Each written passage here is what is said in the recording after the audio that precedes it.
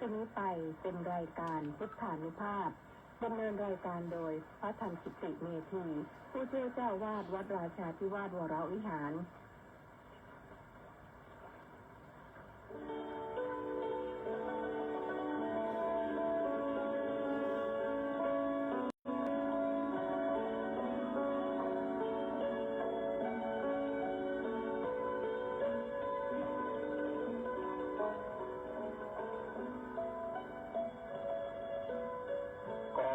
เชิญชวน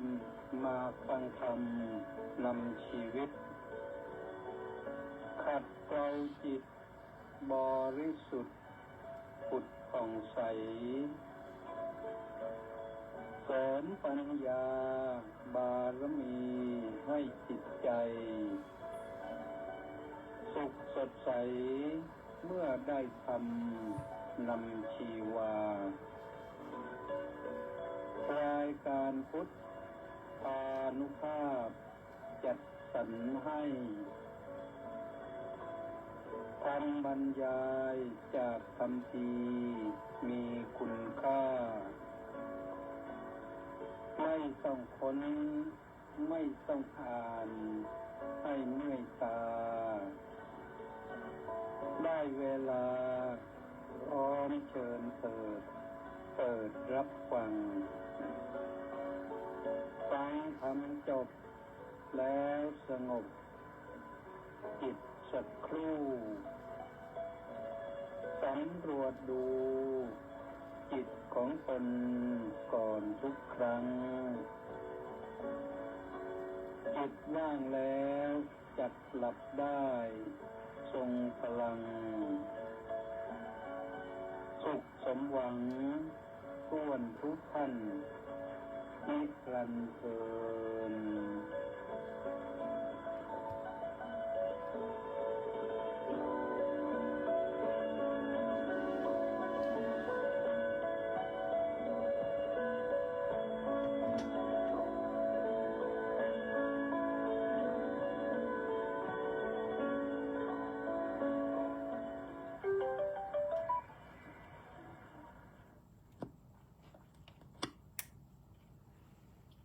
ขอถวายความนอบน้อมแด่พระรัตนตรัย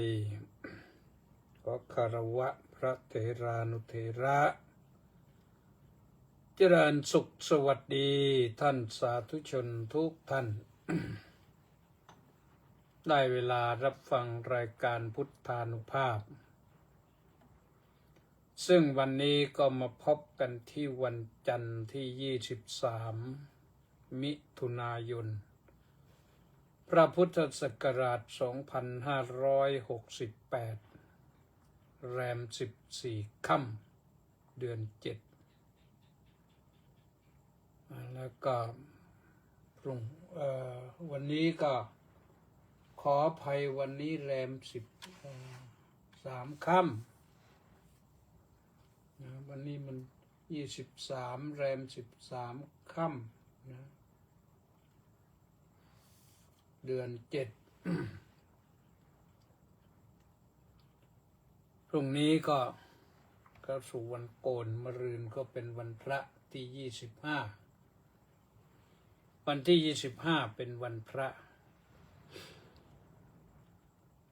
ก็มาพบกันเป็นประจำทางสถานีวิทยุกองพลที่1รักษาพระองค์คลื่น AM 1350 กิโลเฮิรตซ์วิทยุเสียงธรรมจากชาวพุทธวัดหทัยนเรศนครปฐมวิทยุพระพุทธศาสนาและสังคมวัดศรีทวีนครศรีธรรมราชวัดสามชุกจังหวัดสุพรรณบุรีและก็วัดหนองไก่จังหวัดเชียงใหม่ แล้วก็ออกกระจายเสียงกระจายภาพสดไปทาง Facebook Liveที่กิตติเมธี เรามาฟังกันได้ติดตามกันได้หาความรู้กันได้ทุกวันตั้งแต่จันทร์ถึงอาทิตย์แต่ว่าทางกองพลที่1รักษาพระองค์นั้นเฉพาะวัน วันจันทร์ถึงวันศุกร์เสาร์อาทิตย์นี่ออกเป็นรายการสดทาง Facebook นะก็ติดตามชมกันได้นะ30 นาทีวันละ30 นาที3 ทุ่มถึง3 ทุ่มครึ่งสำหรับวันเสาร์อาทิตย์แล้วก็วันจันทร์ถึงศุกร์ก็3 ทุ่มถึง4 ทุ่มมีเวลาให้ฟังกัน วันนี้ก็ตั้งแต่เช้าออกจากวัดไป ให้หมอตรวจเช็คสุขภาพที่โรงพยาบาลวิชัยยุทธก็6 โมงแหละออกไม่ได้บิณฑบาตวันนี้ก็ไปถึงก็เจ้าหน้าที่ยังไม่พร้อมก็รอหน่อยหนึ่ง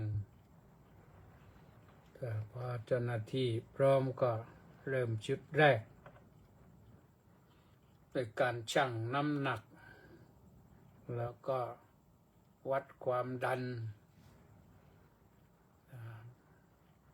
แล้วก็เจาะเลือดไปตรวจผ่านเจาะเลือดไปแล้วก็ว่าด้วยเรื่องทำอะไรเขาเรียกตรวจสุขภาพภายในต่อจากนั้นก็มาพบหมอที่ 1หมอที่ 2หมอที่ 3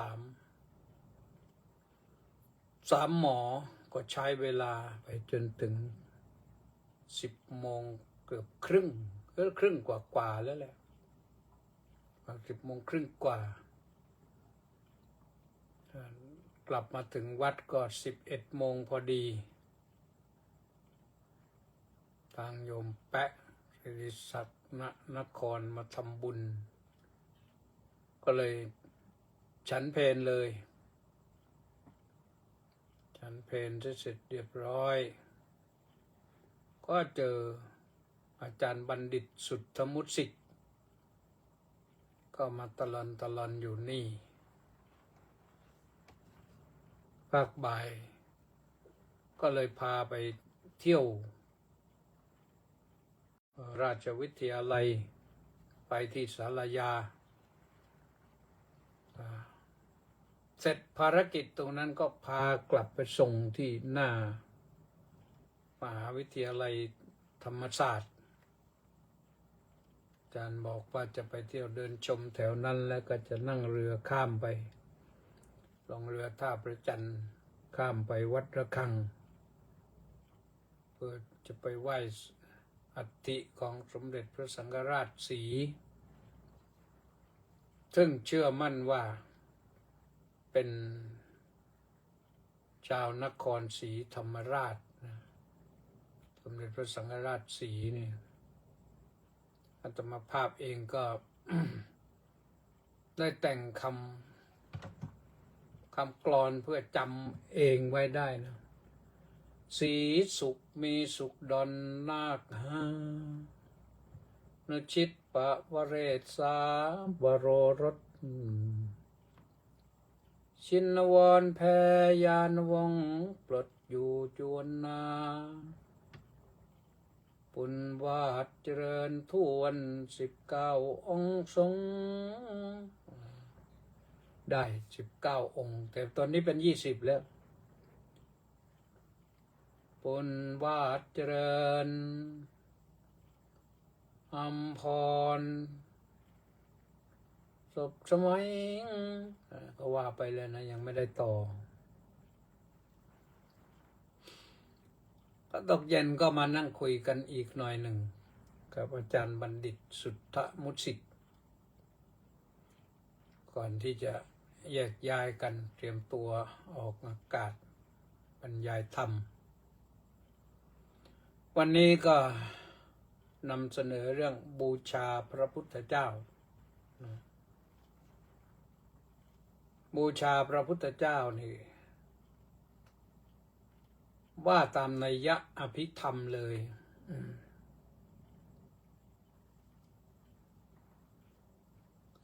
ก็ว่าให้บูชาด้วยความบริสุทธิ์ผุดผ่องใจบูชาให้จิตว่างจากสิ่งอื่นสัมมาสัมพุทธัมมตุลังสัทธัมมกนุตตมัง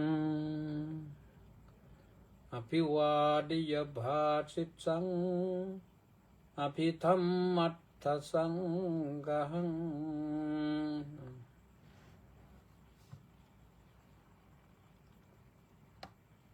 ก็บอกว่าขอบูชาพระสัมมาสัมพุทธเจ้าผู้มีพระคุณอันชั่งไม่ได้มันไม่รู้จะชั่งอย่างไรนะพระคุณของพระองค์ตั้งแต่ 2,600 กว่าปีมาแล้วตั้งแต่ตรัสรู้นะจนมาถึงวันนี้นี่มหาชนชาวโลกได้รับประโยชน์จากคำสอนของพระองค์มากมายจริงๆนะคนทั่วโลกเดี๋ยวนี้คนทั่วโลกหันมานับถือพระพุทธศาสนากันหลักศรัทธาในหลักธรรมคำสอนของพระสัมมาสัมพุทธเจ้ากันพระสงฆ์ไทยก็ไป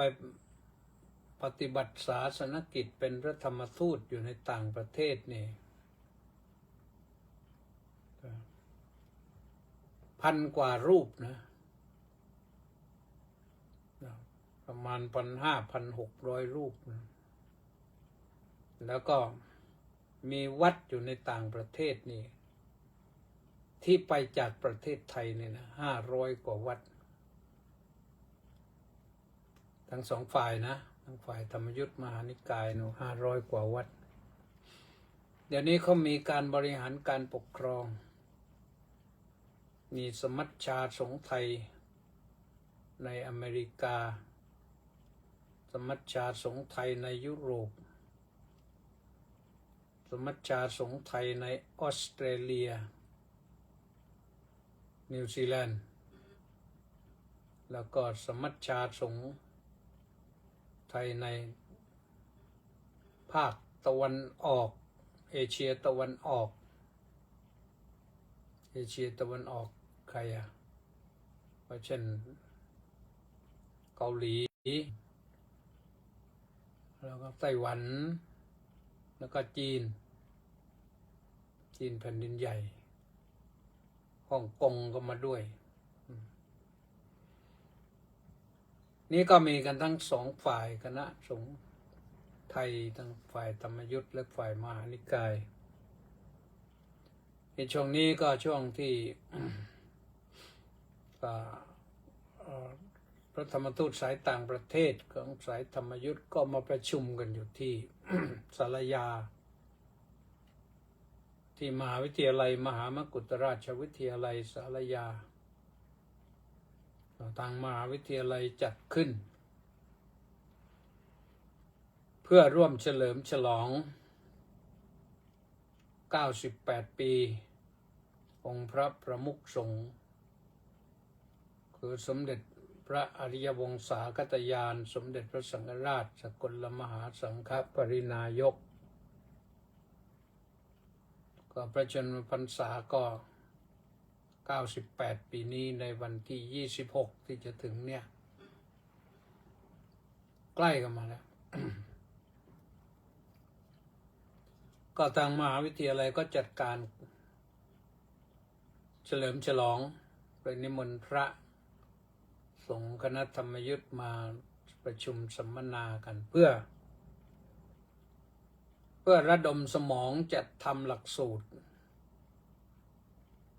อบรมพระธรรมทูตให้มันตรงประเด็นยิ่งขึ้นที่แล้วมาก็แล้วแหละที่แล้วมาก็ทำไปแล้วก็ดีมาแล้ว แต่ต้องการจะให้ดีเพิ่มขึ้นก็เก็บข้อมูลมาจากพระธรรมทูตที่ไปปฏิบัติศาสนกิจอยู่ในประเทศนั้นๆว่าท่านมีดีมีด้อยอย่างไรได้รับการฝึกอบรมไปแล้วไปใช้อย่างไรบ้างได้อะไรบ้างจะต้องเติมเต็มอะไรสำหรับในประเทศนั้นๆก็ได้นะเมื่อวานนี้ก็เชิญท่านศาสตราจารย์กิตติคุณดร.วิษณุเครืองามอดีตรองนายกรัฐมนตรีหลายสมัยไปบรรยาย ท่านก็ให้ข้อคิดที่ดีนะเป็นภาพรวมที่ดีเมื่อคืนก็ว่าไปแล้วนะทีนี้วันนี้นี่ก็เป็นวันที่พระท่านก็ชุมนุมปรึกษาหารือกันหาแนวทางพรุ่งนี้ก็จะเป็นเรื่องของการประชุมกลุ่มเพื่อระดมสมองว่าใครได้อะไรมาจากประเทศไหนอย่างไรภาคเย็นก็จะเป็นการ นำเสนอเพื่อให้เจ้าหน้าที่ฝ่ายมหาวิทยาลัย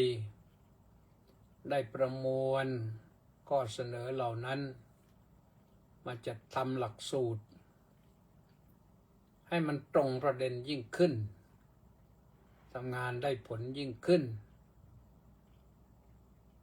ก็น่าจะเกิดประโยชน์ยิ่งขึ้นแก่ชาวโลกทั้งหลายทั้งปวงนี้ก็เราทำไปเพื่อเป็นพุทธบูชา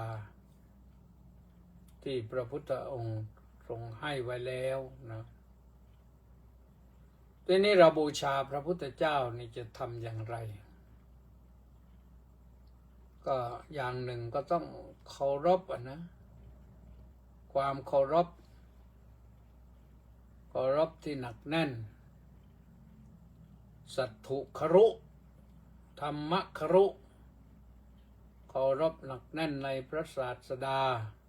เคารพหนักแน่นในพระธรรมสังเคจติปการวอและมีความเคารพแก่กล้าในพระสงฆ์นี่ที่วัดราชานี่เราก็สวดกันมาทุกวันพระแล้วก็ทุกวันอื่นดิวันอื่นนั้นจะหมุนเวียนเปลี่ยนกันไปแต่บทนี้นี่จะสวดวันพระสัตถุครุธรรมครุนี่ความเคารพคือทำอย่างไรเคารพด้วยกายก็นอบน้อมความนอบน้อมเคารพด้วยวาจาก็พูดถึงพระพุทธเจ้าด้วยความเคารพนอบน้อมสวดมนต์นี่เป็นการเคารพนะถ้าเคารพด้วยใจนะต้องยกย่องเชิดชูทีนี้พระพุทธเจ้านี่เสด็จดับขันธปรินิพพานไปนานแล้วคำว่าปรินิพพานนั้นหมายถึงการดับลงหมดสิ้นแล้วทั้งกายทั้งจิตทั้งรูปธรรมทั้งนามธรรมรูปธรรมก็คือร่างกายของพระพุทธองค์ที่เป็นร่างกายเหมือนมนุษย์แต่คนที่เห็นแล้วก็บางทีก็นึกว่าเป็นร่างกายพิเศษเพราะว่าพระพุทธองค์นั้นมีพระรูปโฉมโนมพันหล่อผิวดีบางคนก็เห็นพระพุทธเจ้าแล้วก็ยังอยากจะเอาเป็นลูกเขยไปนนอยากจะได้ไปเป็นสามีไปนน ตอนนั้นไม่รู้ว่าพระพุทธองค์นั้นเป็นพระพุทธเจ้าแล้ว ก็ว่าไป ใจนอบน้อมเคารพนอบนอบนั่นก็คือเรื่องของการวันทาไหว้แล้วก็วันทาก็นบไหว้แล้วก็ต่อจากนั้นก็นมัสการก็คือกราบอภิวาทลงไปกราบก็มีแบบมีระเบียบนะกราบพระพุทธเจ้าให้สวยงามเขาเรียกว่ากราบด้วยเบญจางคประดิษฐ์เบญจางคะก็คือกราบประกอบด้วยองค์ห้าก็คือเข่าสองศอกสองต่อกันแล้วก้มลงราบถึงพื้นเอาศอกต่อเข่าแล้วก็หน้าผากราบลงถึงพื้นนั่นนะเข่าสองศอกสองหน้าผากคือต่อกันตลอดจัดว่าเป็นเบญจางคประดิษฐ์กราบด้วยองค์ห้าผู้หญิงก็นั่งเทพแบบเทพธิดาผู้ชายก็นั่งแบบเทพพบุตรนั่งเทพพบุตรก็คือนั่งคุกเข่าผู้หญิงก็นั่งเรียบเข่าเรียบแล้วก็กราบลงด้วยจิตไม่ต้องคิดถึงอื่นคิดถึงพระพุทธเจ้าแม้พระองค์จะเสด็จดับขันธปรินิพพานไปนานแล้วคือรูปกายดับไปแล้วดับทีหลังนะกิเลสนั้นดับไปก่อนหมดแล้วตั้งแต่โน้นแหละตั้งแต่วันที่ตรัสรู้สัจธรรมวันขึ้น15 ค่ำเดือน 6ก่อนพุทธศก45 ปีนั่นวันนั้นวันกิเลสเป็นวันที่กิเลสดับหมดกิเลสดับหมดแล้วพระองค์ก็บำเพ็ญประโยชน์เพื่อชนเป็นอันมากเพื่อความสุขแก่ชนเป็นอันมากเพื่ออนุเคราะห์ชาวโลกอีก45 ปีพอครบ45 ปีวันขึ้น15 ค่ำเดือน 6ก็เป็นอันว่าพระองค์ก็ปรินิพพานนะนี่เรียกว่าปรินิพพานคือดับหมดดับทั้งกายดับทั้งจิตแล้วไม่เหลืออะไรไม่มีเหลือเชื้อไปเกิดในที่ไหนอย่างไรก็มีคนที่เข้าใจคือไม่อยากจะเชื่อว่าดับหมดหรือดับได้อย่างไรก็เลยยังเชื่อเอาว่าพระพุทธเจ้าดับแล้วนี่จะไปเกิดในพุทธเกษตรบ้างอะไรบ้างเหมือนทางมหายานที่เขาเชื่อกันอย่างนั้นก็เชื่อกันว่าปรินิพพานแล้วนี่มีเขตแดนพระพุทธเจ้าเรียกว่าพุทธเขตหรือพุทธเกษตรเขาบอกว่าในที่นั้นมีพระพุทธเจ้าเต็มไปหมดเลยเป็นจำนวนไม่รู้กี่พันกี่หมื่นองค์แต่ความเชื่อในทางเถรวาทของเรานี่ก็เชื่อว่าพระพุทธเจ้าดับแล้วนั่นครั้งสุดท้ายก็คือปรินิพพานนั่นก็คือดับไม่มีส่วนเหลือดับหมดดับสิ้นดับไม่มีส่วนเหลืออะไรแล้วเรียกว่าได้ถึงที่สุดถึงที่สุดคือจบ หมดภาระแล้ว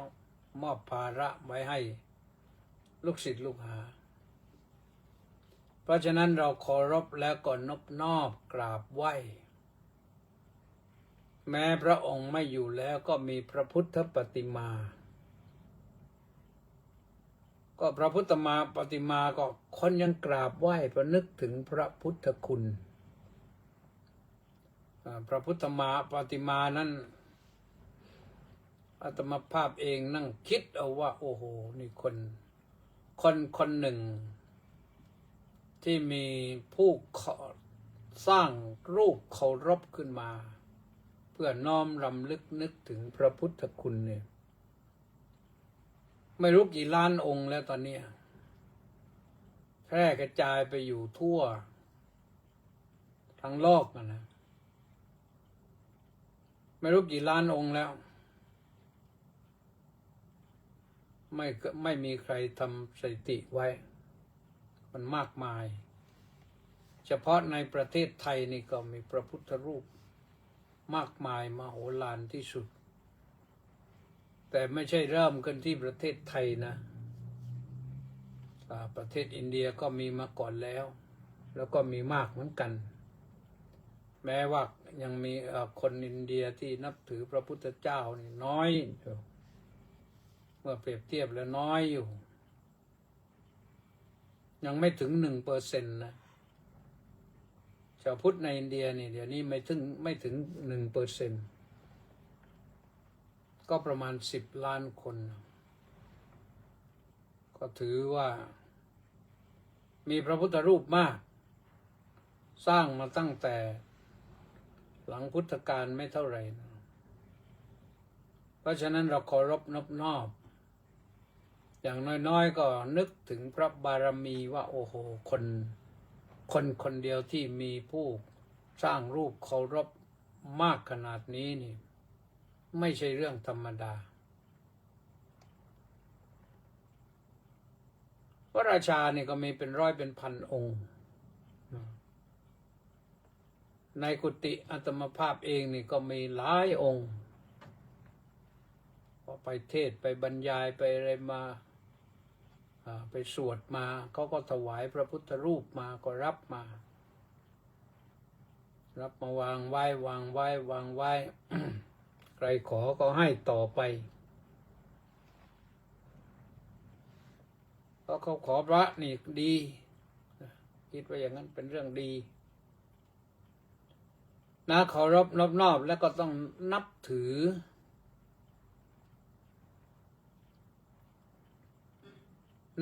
อในความบริสุทธิ์ของพระองค์นับถือในความดีของพระองค์ที่ประมาณไม่ได้นะเพราะฉะนั้นเราจึงบูชาพระองค์บูชาด้วยเครื่องสักการะด้วยอามิสบูชาแล้วก็ยังปฏิบัติบูชาอีกด้วยอามิสบูชานั้นเช่นเราไปวัดไปวาก็อาจจะถือดอกไม้ธูปเทียนพวงมาลัยไปบูชาพระอาจจะเข้าไปที่พระประธานในพระอุโบสถหรือในศาลาการประเรียนหรือในวิหารใดๆที่เขาเปิดให้บูชากันบูชาด้วยดอกไม้ด้วยธูปเทียนแล้วก็บูชาด้วยใจด้วยการปฏิบัติบูชาการปฏิบัติบูชานั้นก็เกิดจากอะไรปลูกศรัทธาไว้ให้หนักแน่นศรัทธาในพระพุทธเจ้านะเราเคารพนอบน้อมนับถือบูชาศรัทธาในพระพุทธเจ้าแล้วก็มีสิ่งที่ต่อไปก็คือเป็นการบูชาพระธรรมด้วยพระธรรมที่พระสัมมาสัมพุทธเจ้าค้นพบแล้วนำมามอบให้แก่เราทั้งหลายแล้วก็บูชาพระสงฆ์เจ้าด้วยพระอริยสงฆ์คู่แห่งบุรุษ4บุรุษบุคคล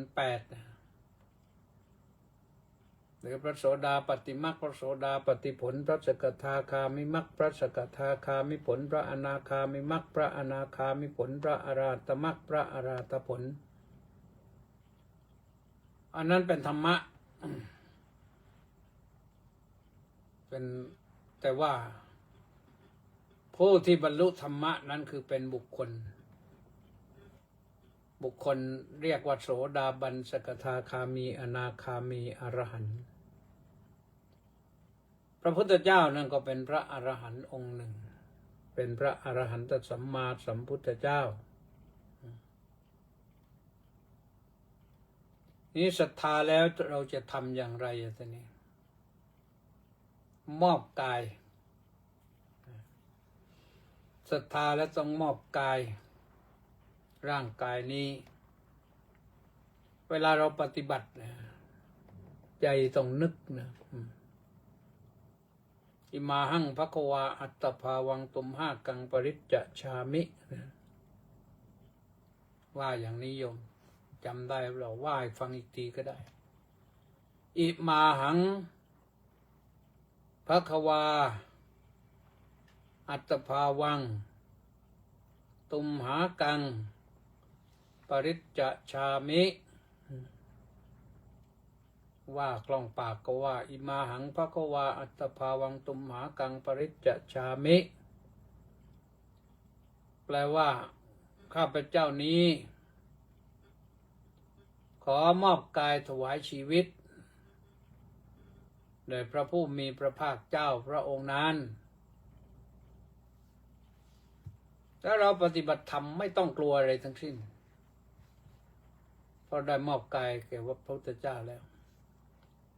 ถวายชีวิตแก่พระพุทธเจ้าแล้วจะตายเพื่อพระพุทธพระธรรมพระสงฆ์แน่นอนหลังจากนั้นเราก็ปฏิบัติธรรมตามคำสั่งสอนปฏิบัติธรรมให้สมควรแก่ธรรม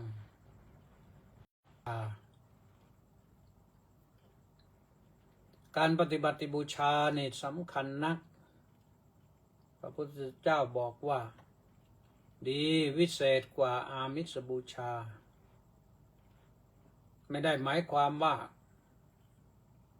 อามิสบูชานี่ไม่มีอะไรดีเลยนะดีเหมือนกันเพราะว่าการบูชานะมันเกิดจากใจจะจัดดอกไม้ธูปเทียนไปบูชาพระพุทธเจ้าพระธรรมพระสงฆ์นี่มันเกิดจากใจน้อมบูชาไปแล้วพระพุทธองค์เองสมัยเป็นสังฆพราหมณ์ส่งสุชิมะลูกชายไปศึกษากับอาจารย์ที่พาราณสีสุชิมะฤาษีสุชิมะ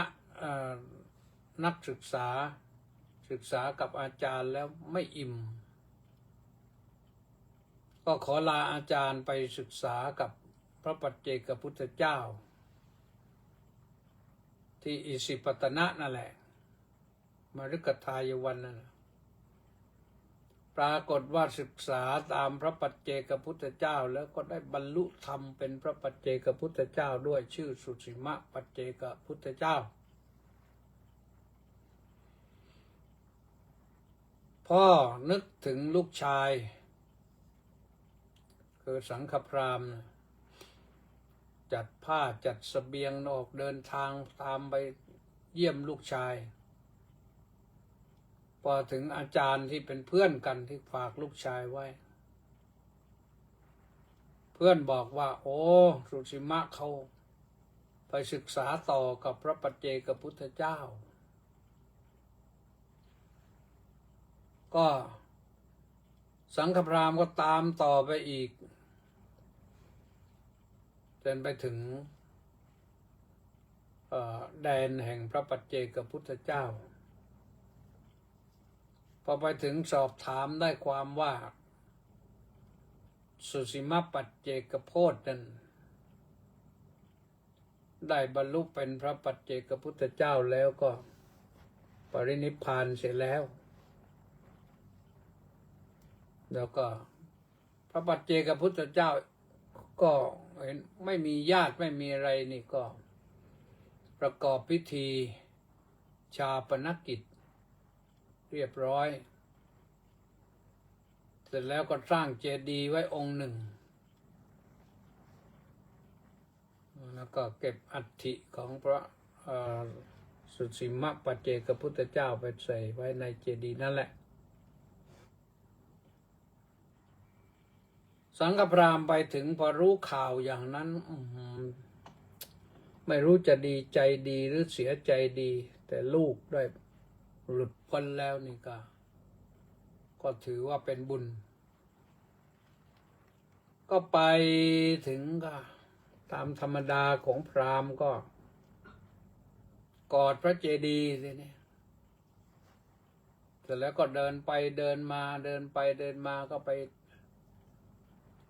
หาทรายมาโปรยรอบเจดีย์เป็นลานขาวคงไม่กว้างมากนักหรอกจากนั้นก็ไปหาดอกไม้ป่ามาบูชาพระปัจเจกพุทธเจ้าผู้เป็นลูกชายนั่นแหละแล้วดึงผ้าในย่ามออกมา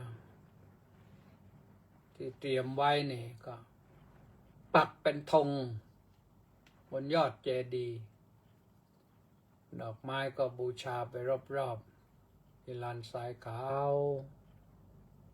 เสร็จแล้วก็ลากลับมีอานิสงส์มากมายเหมือนกันนะพระพุทธองค์ตรัสบอกไว้ว่าที่ทำอย่างนั้นเพราะเคารพนบนอบนับถือบูชาและมีอยู่ครั้งหนึ่งครั้งคราวที่เวสาลีเกิดทุพพิกภัยเกิดอหิวาตกโรคคนตายกันมากเลยเรียกว่าทั้งเมืองทั้งสัตว์ทั้งคนก็เลยเผาทิ้งกันไม่หมดชาวเมืองก็ไม่รู้จะทำอย่างไรในที่สุดก็ไปนิมนต์พระพุทธเจ้ามาจากราชคฤห์ให้เสด็จมาเหยียบเมืองเวสาลีเผื่อว่ามงคลดิถีจะเกิดขึ้นบ้างพระองค์ก็รับเสด็จไปพอไปถึงพอข้ามแม่น้ำคงคาพระบาทเหยียบแผ่นดินเวสาลีแฟนวัดชีตอนนั้นฝนก็ตั้งเขาขึ้นมาครึ้มแล้วก็ตกอย่างหนักชักลากเอาซากศพทั้งหลายไปหมดสิ้นลงแม่น้ำคงคาไปทั้งซากศพคนซากศพวัวควายพระองค์ประทับอยู่ประมาณ7 วันเห็นสงบเงียบแล้วคนสบายแล้วก็ลากลับพอจะลากลับชาวบ้านอีกกลุ่มหนึ่งก็ยังบอกว่ายังนอนไม่หลับ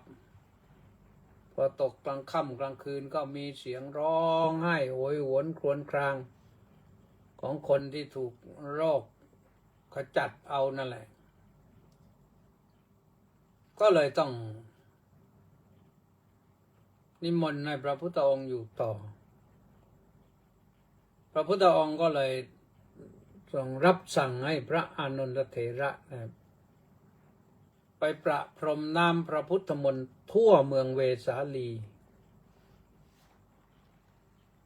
เสร็จเรียบร้อยแล้วคืนนั้นคนหลับสนิทได้โอกาสและพระองค์จึงลากลับ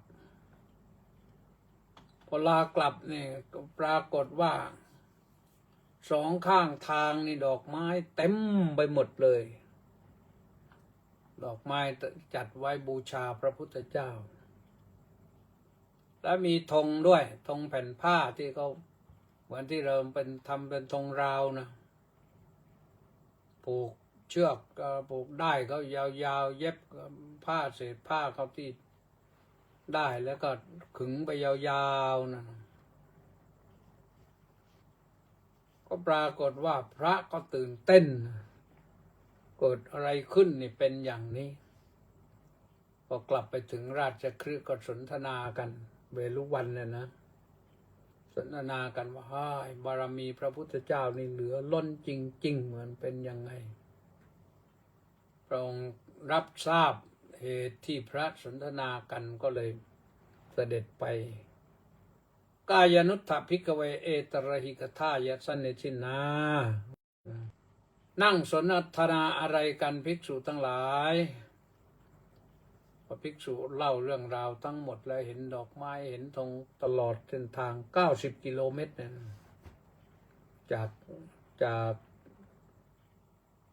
จากริมคงคาไปถึงนาลันทานะไปถึงราชคฤห์นะพระองค์ก็เลยเล่าให้ฟังว่านี่แหละไอ้สิ่งนี้มันไม่ใช่อัศจรรย์มันเคยเกิดขึ้นมาแล้วสมัยตถาคตเป็นสังฆพราหมณ์ทำอย่างนั้น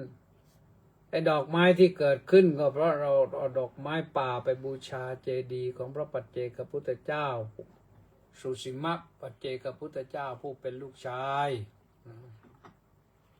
คนเราทรายมาโรยขาวตลอดเส้นทางนั่นก็เพราะเราโรยทรายรอบเจดีย์ของพระสุสิมะปัจเจกพุทธเจ้าแล้วก็ส่งเล่าไปนะก็ทำให้พระเหล่านั้นก็ปลื้มไปจิตนิ่งไปเลยนะตื่นตันใจเพราะฉะนั้นท่านสาธุชนทั้งหลายเรา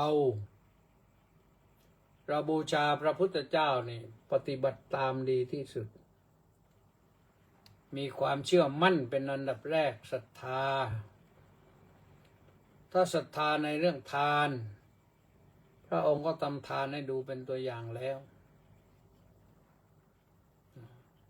เป็นทานบารมีเราก็ปฏิบัติเรื่องทานไปศรัทธาในศีลพระองค์ก็มีศีลบารมีเราก็ปฏิบัติศีลให้เป็นไปตามแนวคำสอนของพระพุทธองค์ศรัทธาในเนกขมะออกบวชก็ช่วยกันออกบวชบ้างตามแนวของพระพุทธองค์บารมี10นะทั้งอย่างไรก็ทำไปอย่างนั้นปฏิบัติถูกต้องดีงามแล้วก็จะได้รับอานิสงส์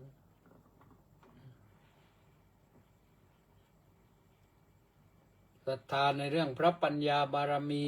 แล้วก็สร้างเสริมปัญญาบารมีของเรามันไม่เต็มวันนี้ไม่เป็นไรหรอกพรุ่งนี้มะรืนนี้ก็ค่อยเต็มไปเรื่อยๆวิริยะบารมีเราก็ปฏิบัติธรรมอย่างกล้าหาญไม่ท้อแท้ไม่หดหู่ไม่ท้อถอยเดินหน้าปฏิบัติธรรมไปขันติมีความอดทนขันติบารมีก็ให้มันเป็นบารมีจริงๆแม้จะน้อยก็ให้นึกว่าเราปฏิบัติสร้างบารมีสัจจะบารมีอธิษฐานบารมีเมตตาบารมีอุเบกขาบารมีเราก็ว่าไปปฏิบัติแต่ละอย่างให้สมควรแก่ธรรมให้เป็นไปตามแนวคำสั่งสอนของพระสัมมาสัมพุทธเจ้านั่นแหละก็จะได้ชื่อว่าได้เจริญรอยตามพระสัมมาสัมพุทธเจ้าของเราเป็นการบูชาพระพุทธเจ้าของเราอย่างแท้จริงนะขอฝากไว้เอาละก็อย่าลืมนะแชร์บ้างกดไลค์กดแชร์เพื่อให้ญาติพี่น้องได้เพื่อนพ้องน้องพี่ได้ฟังธรรมบ้างดีไม่ดีอย่างไรก็ แนะนำกันมาได้นะอาตมาภาพก็พูดอยู่นี่แหละ แต่ไม่เห็นใครแนะนำอะไร อยากฟังมากกว่าว่างั้นก็ได้นะก็ถ้าอยากฟังก็ท้ายรายการก็ต้องบอกบ้างนะกองบุญหนุนกองธรรมธนาคารกรุงไทย070 026 0870 070 026 0870โอนก็มาร่วมบุญร่วมกุศลได้ นี่วันนี้ก็มีชะบาจันทองร่วมกองบุญหนุนกองธรรมมา50 บาทอนุโมทนาสาธุนะที่จริงแล้วโอนมาตั้งแต่วันที่21นั่นแต่วันเสาร์อาทิตย์ก็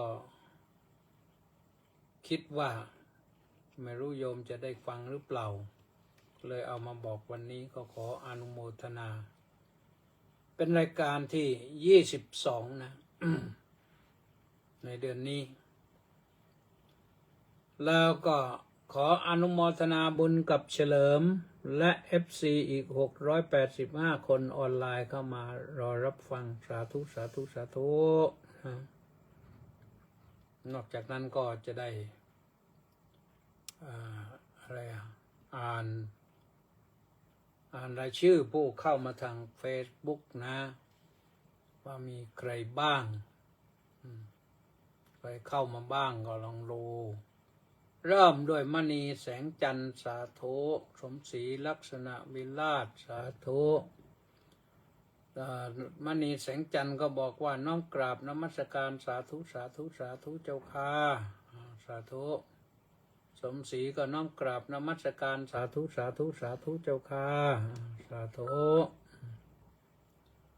แล้วก็แปะนันทิการก็บอกว่าน้อมกราบนมัสการสาธุสาธุสาธุเจ้าค่ะ